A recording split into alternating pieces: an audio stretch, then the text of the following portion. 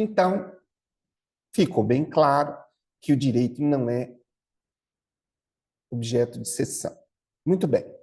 40. Professor, só uma observação. Eu acho que essa é uma diferença da retrovenda, que na retrovenda admite a transmissão aos herdeiros, né? E na preempção é personalismo. Interessante. Tá? Bem observado, Denis. Vamos então para 40.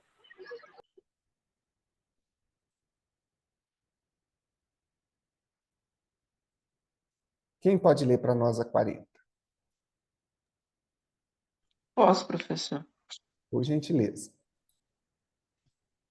Em contrato com cláusula de pré-pensão, o comprador alienou o bem a terceiros, sem comunicar o vendedor originário.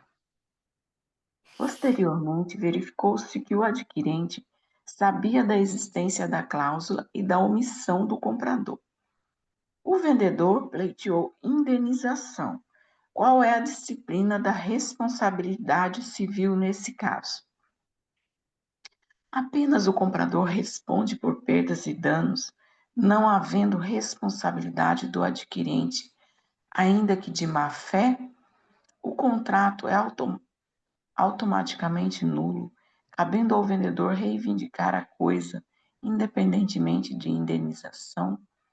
O comprador que aliena sem dar ciência responde por perdas e danos, e o adquirente de má fé responde solidariamente. O vendedor não possui direito algum, pois deveria ter exercido a preferência antes da alienação. O direito de pré-pensão gera apenas obrigação moral, sem respaldo em indenização judicialmente exigível. Muito bem, muito bem. E você pode ler para a gente, por gentileza, a alternativa correta e o fundamento legal? Gabarito letra C. O comprador que aliena sem dar ciência responde por perdas e danos, e o adquirente de má-fé responde solidariamente. Fundamento legal. Responderá por perdas e danos o comprador se alienar a coisa sem ter dado ao vendedor ciência do preço e das vantagens que por ela se oferecem. Responderá solidariamente o adquirente se tiver procedido de má fé. Muito bem. Então, aqui nós temos, né, as perdas e danos caracterizados do comprador na alienação da coisa sem a ciência, né? Responderá solidariamente o adquirente se tiver procedido de má fé. Aqui nós temos um elemento que talvez seja importante, que é a obrigatoriedade de que as condições da venda sejam as mesmas, né? Porque nós podemos ter um alienante aqui querendo dificultar o exercício do direito de preferência, não necessariamente modificando o preço, mas não oferecendo as mesmas vantagens que tinha oferecido para o terceiro. Tá? Então, isso aí é preciso ficar bem delimitado. Tudo bem. Agora nós vamos para a venda com reserva de domínio. Eu vou fazer uma perguntinha e um exercício de honestidade mnemônica. Todos aqui lembram o nome do instituto que a gente estudou antes da preferência? Venda a contento? Exatamente, venda a contento ou sob necessidade de prova. Muito bem. Então, esse tipo de exercíciozinho vai fazendo com que a gente treine a nossa atenção. Muito bem, Denis, parabéns.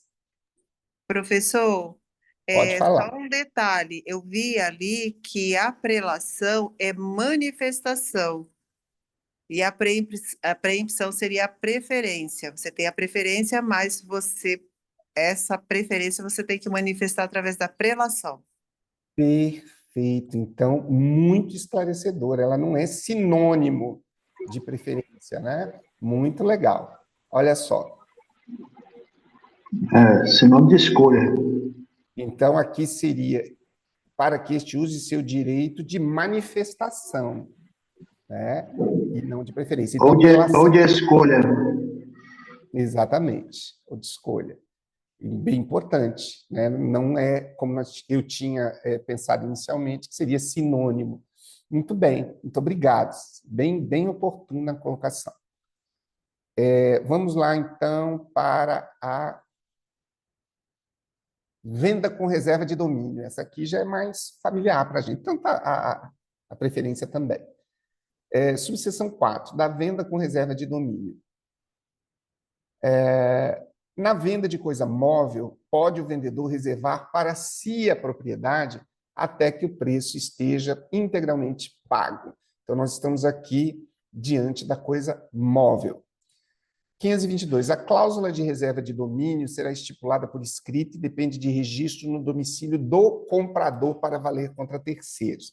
É o RTD aí, né? Interessante. 523.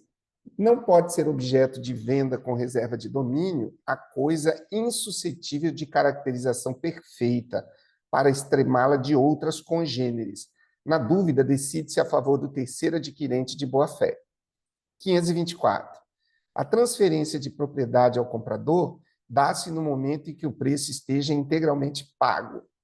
Todavia, pelos riscos da coisa, responde o comprador a partir de quando lhe foi entregue. 525. O vendedor somente poderá executar a cláusula de reserva de domínio após constituir o comprador em mora, mediante protesto do título ou interpelação judicial. 526. Verificada a mora do comprador, poderá o vendedor mover contra ele a competente ação de cobrança das prestações vencidas e vincendas, e o mais que lhe for devido, ou poderá recuperar a posse da coisa vendida. 527. Na segunda hipótese do artigo antecedente, é facultado ao vendedor reter as prestações pagas até o necessário para cobrir a depreciação da coisa, as despesas feitas e o mais de direito, o que de direito lhe for devido.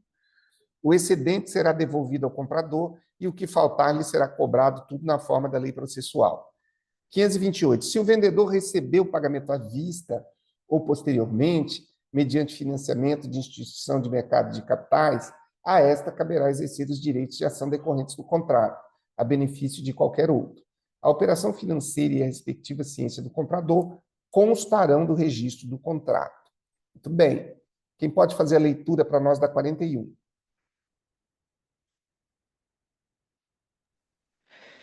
Felipe comprou um veículo de Daniel, com cláusula de reserva de domínio. Embora tenha recebido o carro e passado a utilizá-lo, deixou de pagar parte das prestações. Daniel sustentou que Felipe jamais se tornou proprietário, pois a transferência só se consumaria com o pagamento integral. Felipe contestou, dizendo que a tradição do bem bastava para lhe conferir a propriedade. Considerando a disciplina da reserva de domínio, assinale a alternativa correta. A. O comprador adquire imediatamente a propriedade com a tradição, cabendo ao vendedor apenas a posse indireta como garantia. B. A propriedade só se transfere ao comprador após o pagamento integral do preço, ainda que a coisa lhe tenha sido entregue. C. A cláusula de reserva de domínio é inválida, porque a lei não admite restrição à aquisição da propriedade após a tradição. D. O comprador, mesmo inadimplente, pode dispor livremente da coisa como proprietário. E letra E. A propriedade passa ao comprador tão logo ele quite a primeira parcela, pois a tradição equivale à transferência parcial. Qual é a mais simpática, gente? Letra B, eu achei, professor. Eu também. De bola. Todos concordam? Por gentileza, você pode fazer a leitura aí do gabarito para a gente e da fundamentação, por favor? Posso sim. Gabarito letra B. A propriedade só se transfere ao comprador após o pagamento integral do preço, ainda que a coisa já lhe tenha sido entregue. Muito bem. Fundamento legal. Artigo 521. Na venda de coisa móvel, pode o vendedor reservar para si a propriedade até que o preço esteja integralmente pago. Muito bem. Aí nós, né, Na venda de coisa móvel, pode o vendedor reservar para si a propriedade até que o preço esteja integralmente pago. É da essência do Instituto. Muito obrigado, Denis. Vamos para 42, alguém pode ler para a gente?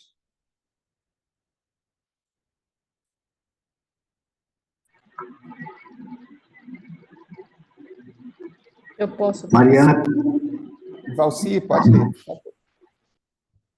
Mariana comprou eletrodomésticos de uma rede varejista com cláusula de reserva de domínio. Posteriormente, buscou revendê-los a terceiros. O advogado da rede explicou que a cláusula só poderia ser oponível a terceiros se fosse cumprida a exigência formal específica. Considerando a disciplina legal, assinale a alternativa correta. A. O contrato com reserva de domínio é eficaz contra terceiro desde a assinatura, independente de registro. B. Para valer contra terceiro, a cláusula de reserva de domínio deve ser estipulada por escrito e registrada no domínio do comprador. C. A eficácia da cláusula depende da escritura pública, ainda que se trate de bem imóvel. D. O registro é facultativo, pois a reserva de domínio tem natureza de direito real que independe da formalidade. E. A cláusula só produz efeito entre comprador e vendedor, não podendo alcançar terceiro na hipótese alguma. Gabarito, letra B. Para valer contra terceiros, a cláusula de reserva de domínio deve ser estipulada por escrito e registrada no domicílio do comprador. Muito bem. Fundamentação. Artigo 522. A cláusula de reserva de domínio será estipulada por escrito e depende do registro no domínio do comprador para valer contra terceiros. Exatamente. Domicílio do comprador para valer contra terceiros. Muito bem. Obrigado, Valci. A 43. Quem pode ler para a gente? Eu posso ler, professor. Por favor, Márcia. Bom dia, seja Bom bem-vinda. dia. Obrigada. Em uma aula sobre contratos especiais, o professor analisou o regime da venda com reserva de domínio. Destacou que a cláusula só é válida para bens móveis passíveis de caracterização perfeita, permitindo distingui-los de outros semelhantes. Também explicou que, em caso de dúvida, a lei protege terceiros adquirentes de boa-fé. Após a exposição, apresentou as seguintes proposições para debate. Número 1. Não pode ser objeto de reserva de domínio coisa insuscetível de caracterização perfeita, apta a se confundir com outras da mesma espécie. 2. Em caso de dúvida quanto à identificação do bem, a lei decide em favor do terceiro adquirente de boa-fé. 3. A reserva de domínio pode recair sobre qualquer bem, inclusive sobre gêneros fungíveis não individualizados. 4. A proteção do terceiro de boa-fé e princípio expresso que prevalece em caso de incerteza quanto ao objeto. Obrigado, Márcia. É princípio expresso. Uhum. Perfeito. Nós vamos fazer uma análise aqui das proposições, depois eu vou pedir para você, gentilmente, ler para a gente a fundamentação, tá bom? Sim. Então, vamos para a proposição 1. Não pode ser objeto de reserva de domínio coisa insuscetível de caracterização perfeita, apta a se confundir com outras da mesma espécie. Verdadeiro ou falso? Verdadeiro. Verdadeira. Verdadeiro. Em caso de dúvida quanto à identificação do bem, a lei decide em favor do terceiro adquirente de boa-fé. Verdadeiro ou falso? verdadeiro. Todos concordam? Verdadeiro? Caso de dúvida quanto à identificação do bem. Verdadeiro. Verdadeiro? Eu vou de falso. Na dúvida, como é que é? Porque é o seguinte, se nós analisarmos a primeira diz que não pode ser objeto de reserva de domínio, coisa insuscetível de caracterização. E o 2 diz que, em caso de dúvida quanto à identificação do bem, a lei decide em favor do terceiro adquirente de boa-fé. Sim. Tem dúvida. Verdadeiro. 503, né? Tá. 3. A reserva de domínio pode recair sobre qualquer bem, inclusive sobre gêneros fungíveis não individualizados. Verdadeiro ou falso? Falso. Falso. Falso. 4. Proteção do terceiro de boa-fé é princípio expresso que prevalece em caso de incerteza quanto ao objeto. Verdadeiro ou falso?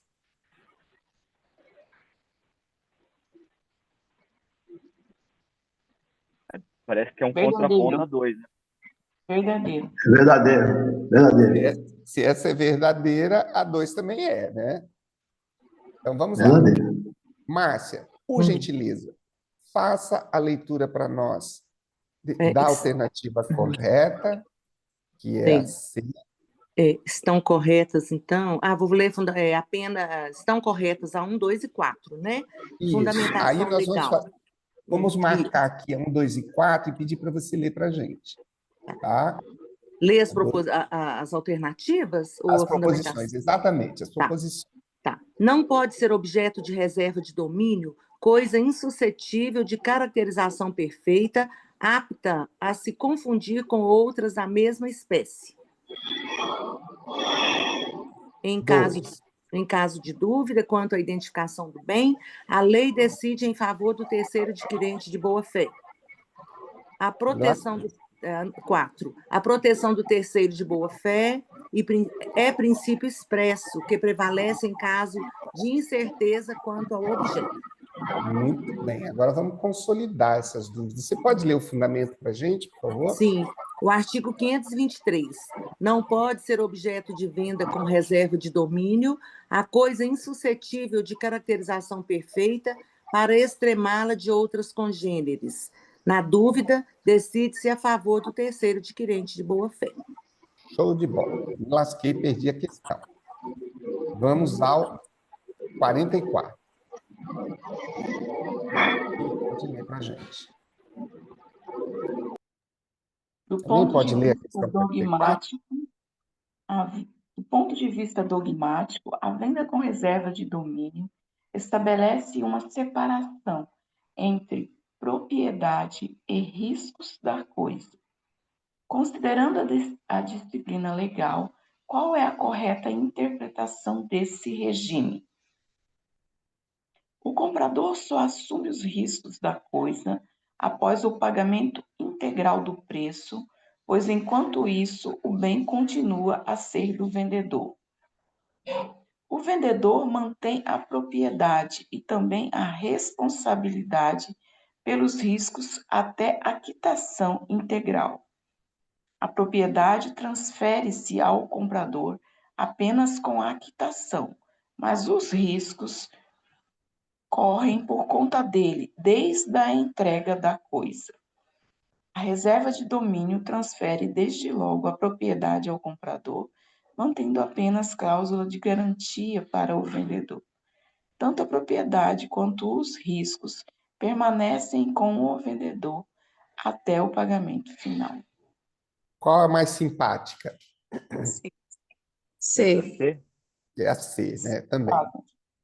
Por favor, você pode ler para a gente a fundamentação? Gabarito letra C. Fundamento legal. A transferência de propriedade ao comprador dá-se no momento em que o preço esteja integralmente pago. Todavia, pelos riscos da coisa, responde o comprador a partir de quando lhe foi entregue. Muito obrigado, Irene. Bem claro, né? Vamos para 45. Quem pode ler para a gente? Eu posso, professor. Mas Por antes favor, de perguntar, professor, o som está saindo bem aí para você? está perfeito, está perfeito. É? Ótimo, é porque eu estou com um probleminha de som. Certo. Júlia de 45. Júlia adquiriu bens móveis com cláusulas de reserva de domínio, mas deixou de pagar parte das parcelas. O vendedor decidiu executar a cláusula. Antes, porém, foi advertido de que precisava constituir Júlia em mora de forma formal. Posteriormente, ajuizou a ação buscando recuperar a posse do bem, além de reter parte das parcelas já pagas. Considerando a disciplina legal, assinale a alternativa correta. A. O vendedor pode executar a cláusula de reserva de domínio diretamente, sem necessidade de constituir o comprador em mora. B. Verificada a mora, o vendedor pode optar entre cobrar as prestações vencidas e vencendas ou recuperar a posse da coisa Após protesto ou interpelação. automática, dispensando formalidade. D. O vendedor deve sempre devolver integralmente as parcelas pagas, ainda que haja depreciação ou despesas. E. O inadimplemento do comprador gera a nulidade do contrato, tornando ineficaz a reserva de domínio. Muito bem, obrigado, Ivalci. Depois eu peço para você ler a fundamentação. Qual é a mais simpática, gente?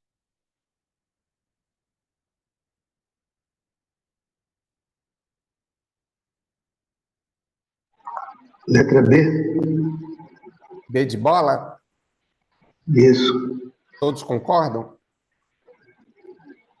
Letra B. Valci, você pode ler para... Ixi, aqui... Peraí, deixa eu já colocar aqui, ó. Correção. 520 estão todas aqui. Por favor, leia para nós a... Peraí, B. é a B, né? Isso aqui já está bagunçado por isso aqui. B.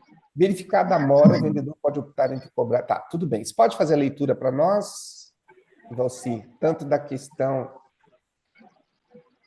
quanto da fundamentação? Sim. Gabarito correto, letra B.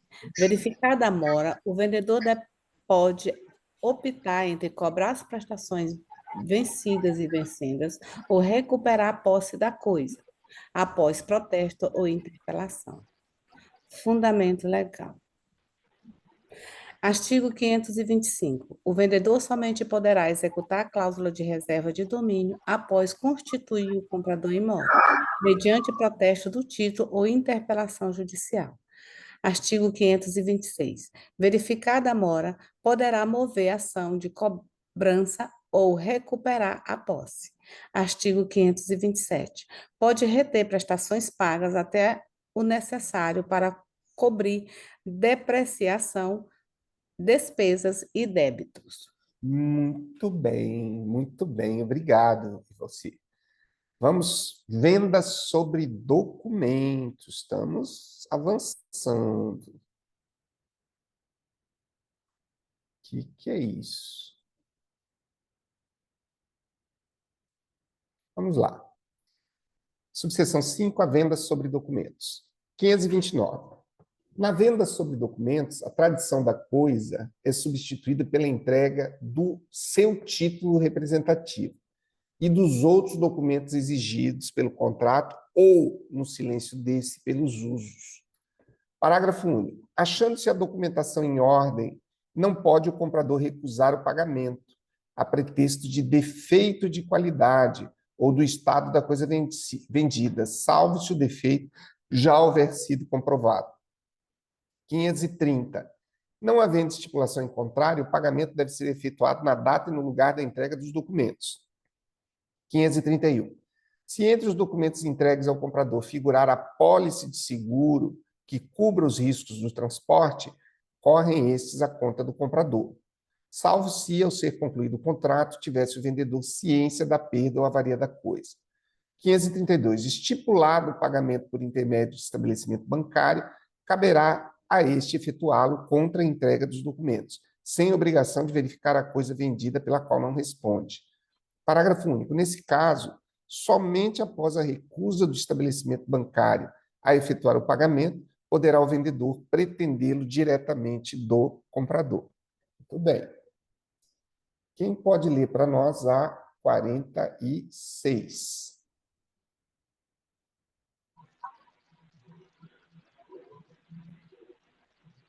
Em contrato internacional, João comprou mercadorias de uma trade que estipulou venda sob documentos.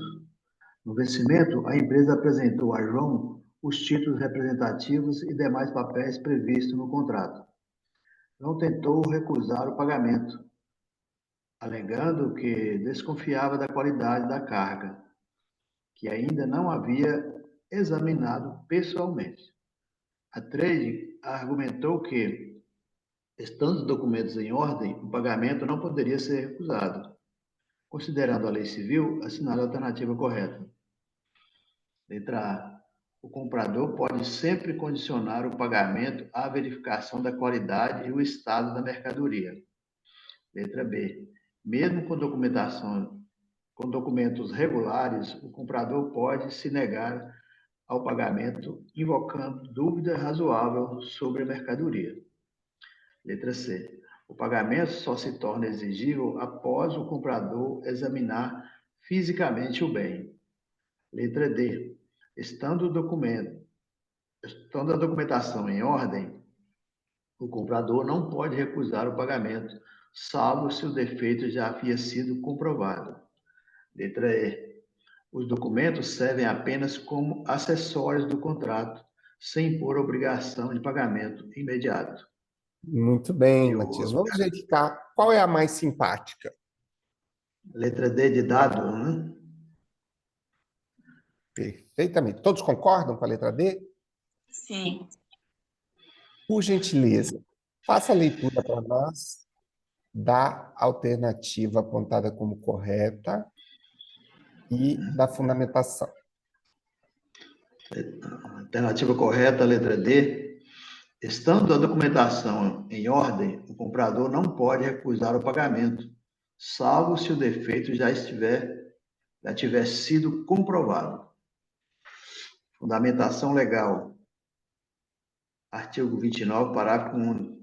Achando-se a documentação em ordem, não pode o comprador recusar o pagamento, a pretexto de defeito de qualidade ou do estado da coisa vendida, salvo se o defeito já houver sido comprovado. Muito bem. Então, agora, nós passamos para 47. Quem pode ler para nós? Por favor. Muito obrigado, Matias. Posso ler 47 Maria também, né? Pode continuar. Beleza, Márcia, obrigado. Uhum. Maria celebrou o contrato de compra de equipamentos industriais em regime de venda sobre documento. O contrato não previa cláusula específica quanto à data e ao local do pagamento. Quando os documentos foram entregues, a compradora se recusou a pagar, alegando que só poderia fazê-lo após a chegada física da carga em seu estabelecimento. O vendedor exigiu o pagamento imediato, considerando a disciplina legal, assinale a alternativa correta. A.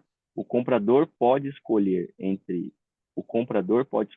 pagar no recebimento dos documentos ou após a chegada do bem. B. Não havendo estipulação em contrário, o pagamento deve ser feito na data e no lugar da entrega dos documentos. C. A obrigação de pagamento se adia automaticamente até a tradição material da mercadoria. D. O pagamento só se torna exigível com vistoria técnica do bem. E. A obrigação de pagar surge apenas com a tradição física, pois os documentos não substituem a entrega. Muito bem. Então, leia para nós a alternativa apontada como correta e depois a fundamentação, por favor.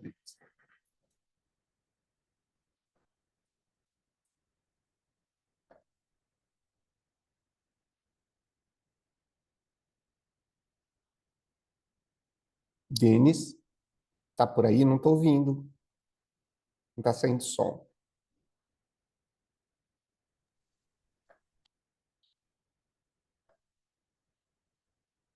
Não, né?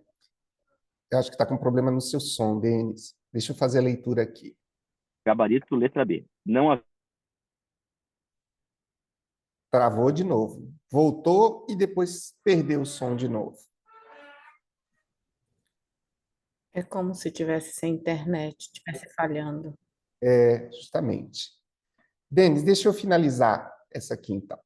Gabarito, letra B, não havendo estipulação em contrário, o pagamento deve ser feito na data e no lugar da entrega dos documentos. 530. Não havendo estipulação em contrário, o pagamento deve ser efetuado na data e no lugar da entrega dos documentos. Quem pode ler a 48? Por gentileza. Deu para entender, professor? Agora que eu terminei, que daí caiu aqui também. Agora voltou, Denis. Você pode fazer a leitura da 48 para a gente, por gentileza, se não for abusar da sua boa vontade? Posso sim, posso sim. Em uma aula de prática contratual, o professor destacou que a venda sobre documentos apresenta particularidades relevantes em comparação com a compra e venda tradicional. Ressaltou que, nessa modalidade, a tradição física da mercadoria é substituída pela entrega do título representativo e dos papéis necessários ao contrato. Explicou ainda que, se entre os documentos entregues ao comprador constar a apólice de seguro de transporte, os riscos correm por conta deste, ressalvada a hipótese em que o vendedor já soubesse da perda ou avaria da mercadoria no momento da conclusão do contrato. Após a exposição, o professor apresentou as seguintes proposições para análise crítica dos alunos. 1. A venda sobre documentos substitui a tradição física pela entrega do título representativo e dos papéis contratuais. 2. Se o contrato prevê apólice de seguro de transporte, os riscos correm por conta do comprador. 3. O vendedor responde pelos riscos, mesmo havendo seguro, pois a apólice não transfere responsabilidade. 4. Se o vendedor tinha ciência da perda ou da avaria no momento da conclusão do contrato, os riscos não passam ao comprador. Muito bem. Vamos analisar, Denis, depois eu peço para você ler a fundamentação. A proposição número 1. A venda sobre documentos substitui a tradição física pela entrega do título representativo e dos papéis contratuais. Verdadeiro ou falso? Verdadeiro. Todos concordam? Sim. 2. Se o contrato prevê apólice de seguro de transporte, os riscos correm por conta do comprador. Verdadeiro ou falso? Verdadeiro. Todos concordam? 3. O vendedor responde pelos riscos mesmo havendo seguro, pois a apólice não transfere responsabilidades.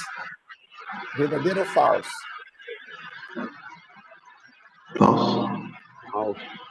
Todos concordam? 4. Se o vendedor tinha ciência da perda ou da avaria no momento da conclusão do contrato, os riscos não passam ao comprador. Verdadeiro? Verdadeiro. Verdadeiro. Muito bem. Então, vamos lá. Quem estava lendo pode fazer a leitura do gabarito, 1, 2 e 4, e depois da fundamentação? Posso sim, professor. Só um instantinho, deixa eu marcar Então, aqui rapidinho. tá. Só para facilitar.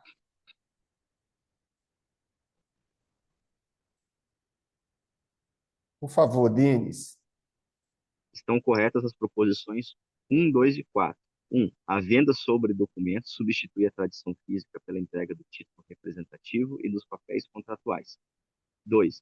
Se o contrato prevê apólice de seguro de transporte, os riscos correm por conta do comprador. 4. Se o vendedor tinha ciência da perda ou da avaria no momento da conclusão do contrato, os riscos não passam ao comprador.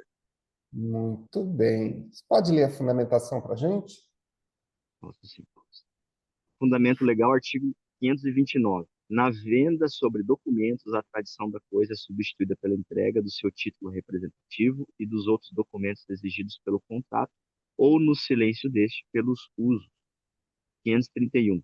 Se entre os documentos entregues ao comprador figura a apólice de seguro que cubra os riscos do transporte, correm estes à conta do comprador, salvo se, ao ser concluído o contrato, tivesse o vendedor ciência da perda ou avaria da coisa. Muito bem. E, para finalizar, vamos para 49. Quem pode ler para nós, por gentileza, a 49? Posso ler 49. Márcia, por favor. Só um minuto, deixa eu localizar ela aqui. Do ponto de vista dogmático, qual é a principal característica da venda sobre documentos em comparação com a venda tradicional? A. A tradição material da coisa é substituída pela entrega do título representativo e dos documentos que vinculam o comprador ao pagamento. Letra B. O pagamento só se efetiva após vistoria presencial, pois os documentos não têm valor vinculante. Letra C. A venda sobre documentos suspende a exigibilidade do contrato até a chegada da mercadoria ao destino. Letra D. A tradição física é requisito indispensável para exigir o pagamento do preço, mesmo com a entrega de documentos. Letra E. O comprador assume os riscos da coisa apenas após inspecionar pessoalmente a mercadoria. Muito bem. Qual a mais simpática? Obrigado, Márcia. Fico muito feliz com a sua participação. Tá? Obrigada. Letra A. É a letra A? Todos concordam? Letra A. Muito bem. Márcia, eu preciso que você leia a alternativa correta para fins mnemônicos, né? Deixa eu estar guardando, e depois a fundamentação legal, por favor. Sim, então, gabarito letra A, fundamentação legal, artigo 529. Na venda sobre documentos, a tradição da coisa é substituída pela entrega do seu título representativo e dos outros documentos exigidos pelo contrato, ou no silêncio deste pelos usos.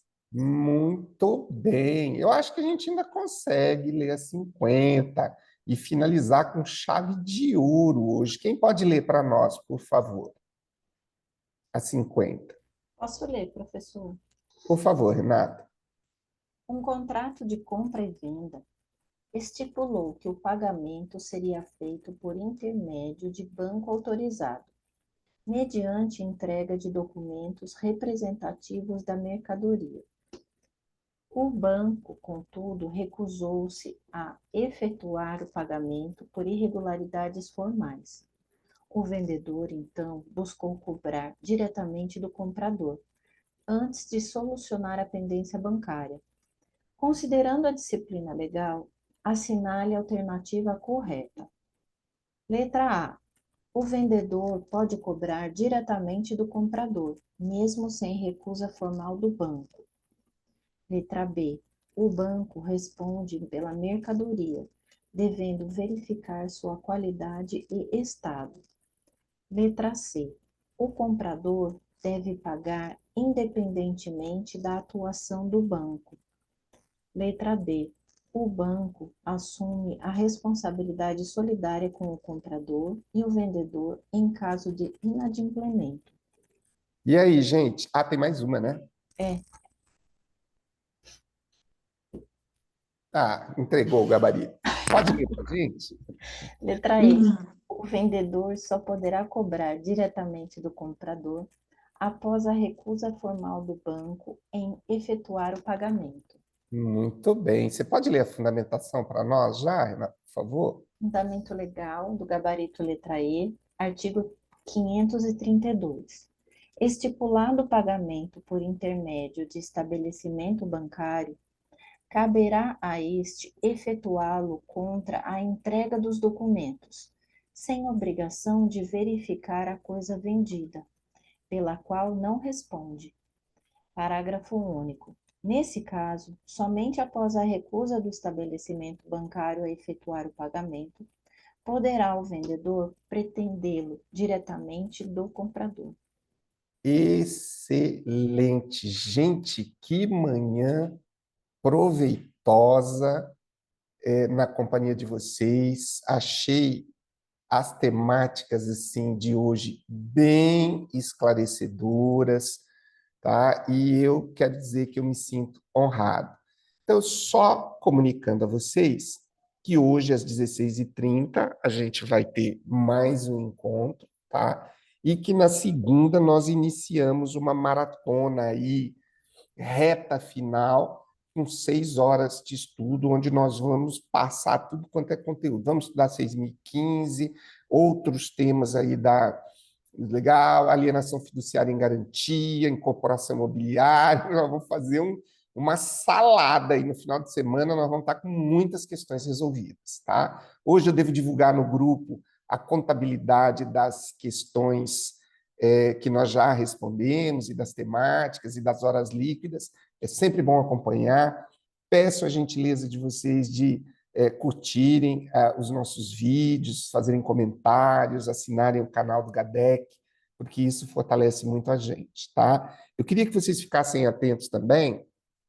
O Estratégia, que é o curso do qual eu sou professor, responsável por tabelionato de notas, amanhã vai ter, amanhã não, dia 24, um simulado, tá? Eu já estou divulgando nos grupos aí, basta que vocês se cadastrem no site que vocês já recebem no e-mail. É inteiramente gratuito, tá?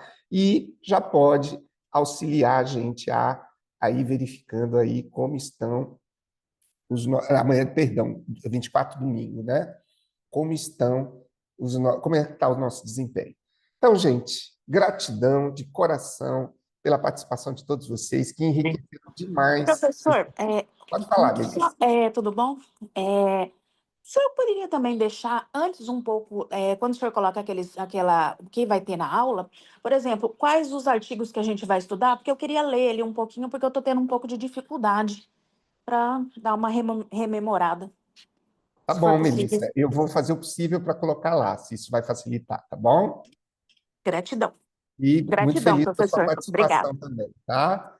Mais alguém ficou com alguma dúvida? Gostaria de falar alguma coisa, dar alguma sugestão? Eu só queria falar, professor, que eu não me recordo, sinceramente, eu sou bem sincero com todos aqui, de já ter lido esses artigos agora desse último assunto. Não me recordava, sinceramente. Nem de ter visto, nem na faculdade, nada. Eu também tenho essa sensação. São mais comuns, né? E alguns parece que a gente não dá muita atenção e não me recordo mesmo, com sinceridade mesmo. Então foi, para mim, um conteúdo novo aí que eu aprendi. É muito legal, Denis, a gente começar a suprir essas lacunas. E uma coisa que eu acho muito legal, gente, quem precisa sair, pode sair, tá? Não tem nenhum tipo de constrangimento. Quem puder ficar, a gente sempre fica mais um pouquinho. A questão é a seguinte, Denis, na medida em que a gente toma conhecimento desses assuntos, tudo que a gente estudar depois sobre esses assuntos é revisão. E aí a gente só está fortalecendo o mnemônico, só fortalecendo a retenção. Agora, muitas vezes, quando a gente vai se preparar numa reta final, lendo pela primeira vez um assunto, às vezes a retenção fica comprometida. Eu também, eu vou dizer que tem várias coisas.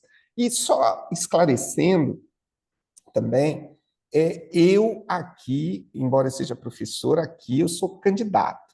Por que você sempre fala isso, professor? Né? Que é porque, quando eu dou aula, gente, eu passo, às vezes, uma semana preparando uma aula. Agora, quando eu estou no grupo de estudos, uma coisa que eu não me preparo é para grupo de estudos, porque o grupo de estudos ele já existe para a gente vir se preparar. Então, se eu tivesse trabalho anterior para me preparar para vir um grupo de estudos, esse estudo estaria inviável, tá? Então, é por isso que nós estamos aqui todos em pé de igualdade, tá bom? Gente, quero desejar um excelente sábado, tá? Para quem descansa carregando pedra, boas vibrações. Para quem descansa podendo realmente descansar, meus parabéns, faça isso, porque isso é necessário. E quem puder estar junto conosco aí, às 16h30, estamos na nossa segunda jornada, né, inteirando aí as horas líquidas, que é o nosso objetivo. Um abração para vocês, tá, gente? Um ótimo sábado.